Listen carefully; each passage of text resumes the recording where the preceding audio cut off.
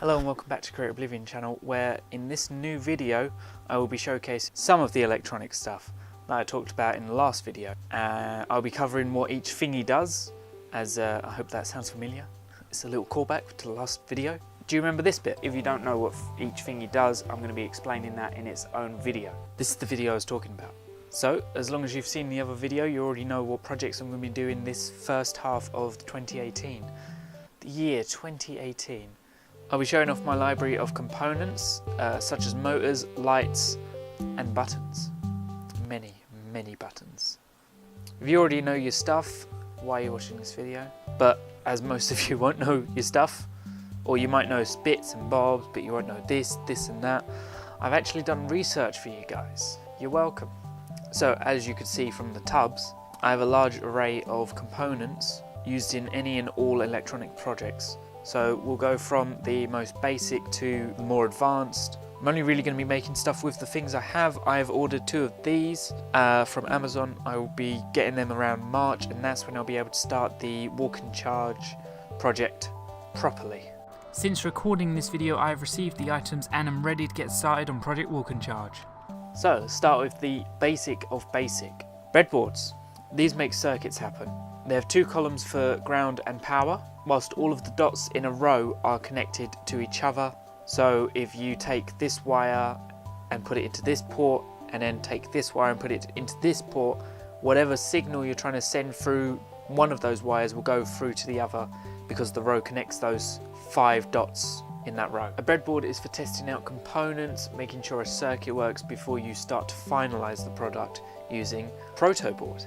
These are simply perforated boards that allow custom circuitry and projects to come to life and be more finalized. To make these protoboards work properly, you need pin headers or GPIO headers. These come in straight or angled, and these give you more access to testing and custom circuitry. They're also generally used to make something like a Raspberry Pi easier to work with. An LED, light emitting diode, is the basis for any beginner's first electronics project. Get it to turn on, get it to turn off. Simple as that. These come in 3 or more types. Standard coloured LED, RGB or red, green, blue LED, and then there's also a more powerful backlight. As you can see, I have all 3 of these, and each one I have a different idea for. A button, the most simplest thing. Another basic component. I use this to make an animated short into an interactive piece along with a hefty amount of code. They come in different sizes, and I look forward to experiment with these tiny buttons, maybe in a sort of wearables project. Tactile button. Rather than a simple click where it sends one signal, it has 2 states, clicked and ready to be clicked. Resistors. These are used to limit the voltage allowed through it, as certain components only have a set limit, otherwise too little will not power it and too much will generally blow it up. That's pretty much the basics of basics.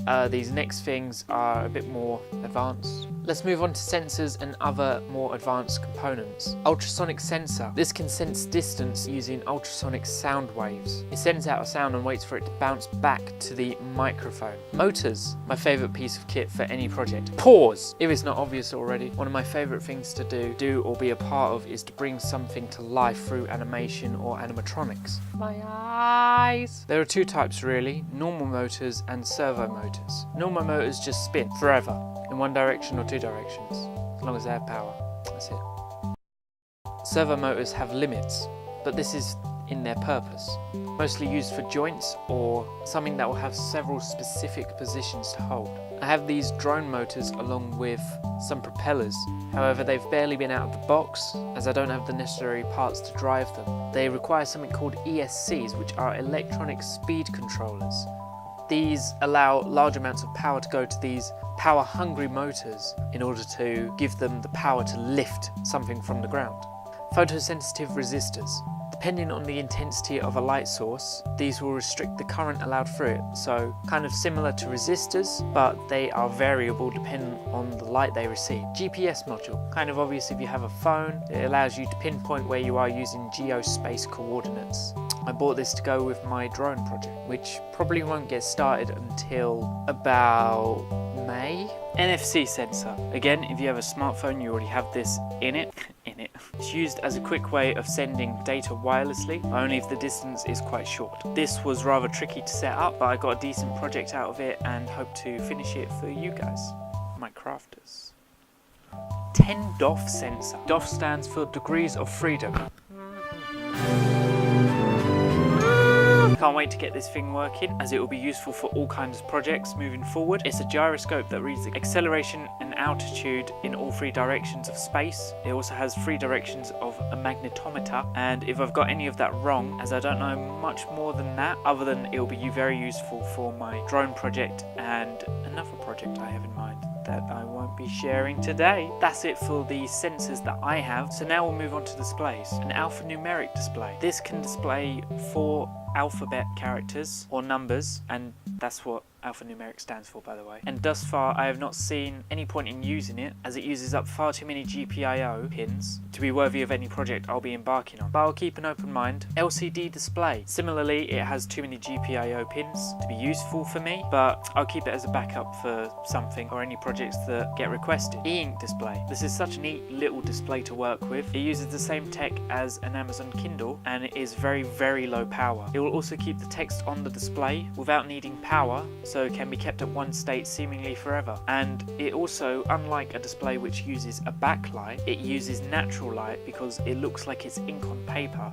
It acts like ink on paper. You don't need light from behind to show it up, but it does need light from around. Again, very cool, very neat. I'm sure there's lots of projects I can do with that. As for now though, it will remain to the side. TFT display ×3, was 2, now 3. Capable of showing crisp images. This display has one particular project lined up for it. I have not been able to get these working thus far, hence why I bought the 3rd one. I've tried to get it working with just the Arduino Uno, which the code is written for. I haven't had much luck with that yet. I'm going to try with the 3rd one pretty soon. Again, I hope it works. I probably have to do a bit of soldering to get it to work though. The following are some miscellaneous stuff that I will be using in upcoming projects and that I generally use on a regular basis. This large display here I generally use to display from my Raspberry Pi, as you may have seen in some of those example videos.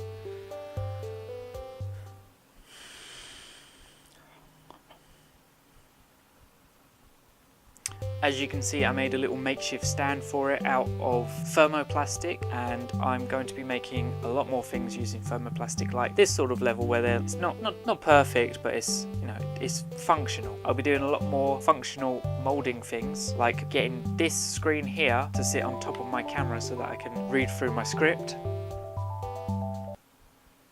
instead of looking down at my phone. Gears. These will no doubt be used in some advanced mechanism project, maybe even to up the spins on the walk and charge project or any other moving project. Pulley circles. These will come in handy sometime, not sure what for though. Scrollbot project. This gave me a nice challenge to complete and will probably be cannibalized at some point to enhance another project. Pirate radio project. Another cool project. Hope to get more out of this project at some point. Same with the Scrollbot. I've taken the Raspberry Pi Zeros from those projects and set them aside for other projects. It gives you a large speaker and a fat beat, a P-H-A-T, a Pi hat, which I'm sure I will use for something as well. Pixel header. This was a fun thing to test out and get to grips with controlling RGB LEDs, along with being my first Raspberry Pi W project. Some random solar panel that I took from a broken fairy lights garden thing. I love the idea of solar panels, renewable energies, as made obvious by the walk and charge concept, and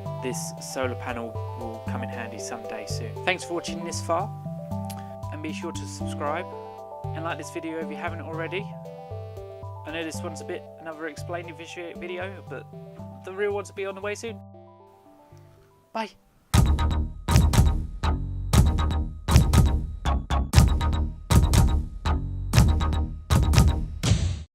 My next video should be out next week. I'll be showing the progress and making of little lighting effects for the game area.